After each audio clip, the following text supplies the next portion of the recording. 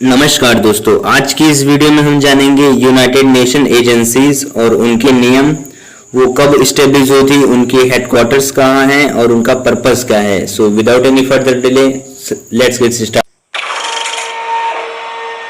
The first agency which comes in our list is that International Labour Organization ILO।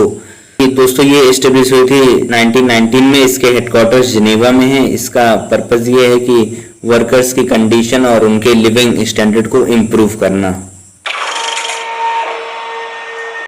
International monetary fund IMF, दोस्तों ये बहुत ही important है। ये स्थापित हुआ था 1945 में।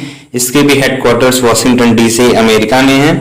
इसका उद्देश्य वित्तीय स्थिरता, फाइनेंशियल स्टेबिलिटी को सिक्योर करना और साथ ही अंतर्राष्ट्रीय व्यापार को सुविधापूर्ण बनाना, पॉवर्टी को कम करना, आर्थिक विकास और रोजगार को बढ़ावा देना।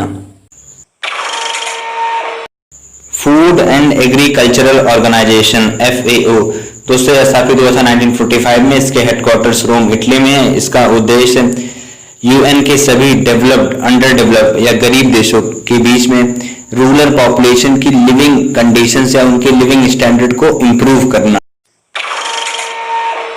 The fourth organization is that World Health Organization WHO, दोस्तों ये स्थापित हुई थी 1948 में। इसके हेडक्वार्टर जिनेवा स्विट्जरलैंड में।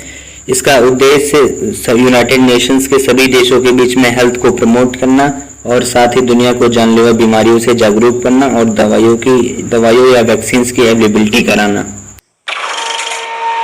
International atomic energy agency IAEA, दोस्तों ये स्थापित हुई थी 1957 में। इसके हेडक्वार्टर्स वियना ऑस्ट्रिया में है। इसका उद्देश्य यूनाइटेड नेशंस के सभी देशों में परमाणु शक्ति को शांतिपूर्ण तरीके से प्रयोग करने को प्रमोट करना। Food and agricultural organization FAO, ये दोस्तों स्टेब्लिश हुई थी 1945 में। इसके हेडक्वार्टर्स रोम इटली में है। इसका पर्पस ये है कि रूरल पॉपुलेशन की कंडीशन और उनके लिविंग स्टैंडर्ड को इम्प्रूव करना। इंटरनेशनल टेलीकम्युनिकेशन यूनियन, ये स्थापित हुआ था 1965 में। इसके हेडक्वार्टर जिनेवा स्विट्जरलैंड में है। इसका उद्देश्य दूरसंचार विभाग से देशों को जोड़ना और साथ ही संचार और दूरसंचार के अंतर्राष्ट्रीय मानकों को निर्देशित करना। United Nations environmental program UNEP, दोस्तों ये स्थापित हुआ था 1972 में। इसके हेडक्वार्टर्स नैरोबी केन्या में है।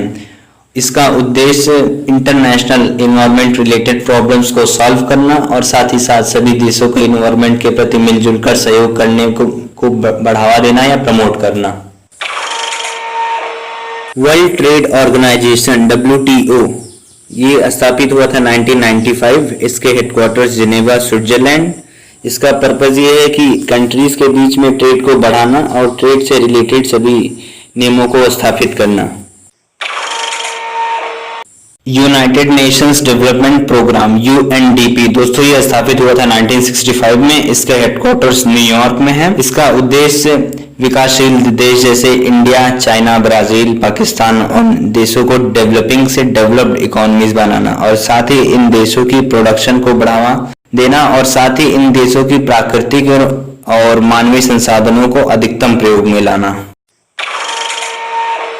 United Nations office on drugs and crime UNODC, दोस्तों यह स्थापित हुआ था 1997 में। इसके हेडक्वार्टर्स वियना ऑस्ट्रिया में है। इसका उद्देश्य ड्रग्स के इलीगल यूजेस को बैन करना और साथ ही इलीगल ट्रेड को भी बंद करना, जिससे ड्रग्स से रिलेटेड होने वाले क्राइम को बंद किया जा सके या कम हो सके। United Nations educational, scientific and cultural organization, दोस्तों यह स्थापित हुआ था 1946 में। इसके हेडक्वार्टर्स पेरिस फ्रांस में है। इसका पर्पस UN के सभी देशों के बीच में विज्ञान और कला के क्षेत्र में बढ़ावा देना। UN वुमेन, दोस्तों ये एजेंसी स्थापित हुई थी 2010 में। इसके भी हेडक्वार्टर्स अमेरिका न्यूयॉर्क में है।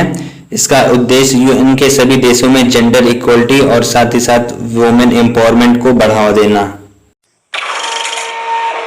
United Nations international children's emergency fund UNICEF, दोस्तों यह स्थापित हुआ था 1945 में। इसके हेडक्वार्टर्स न्यूयॉर्क अमेरिका में है। इसका उद्देश्य बच्चों के अधिकार को बचाना, बच्चों को शिक्षा प्रदान करना और साथ ही साथ बच्चों की जान बचाना इत्यादि। एट लास्ट हम कह सकते हैं दोस्तों ये संस्था बच्चों के वेलफेयर के लिए काम करती है पूरी दुनिया में।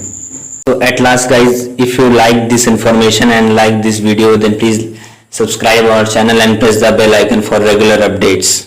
In this video we have covered only 14 more important United Nations agencies for its exam perspective.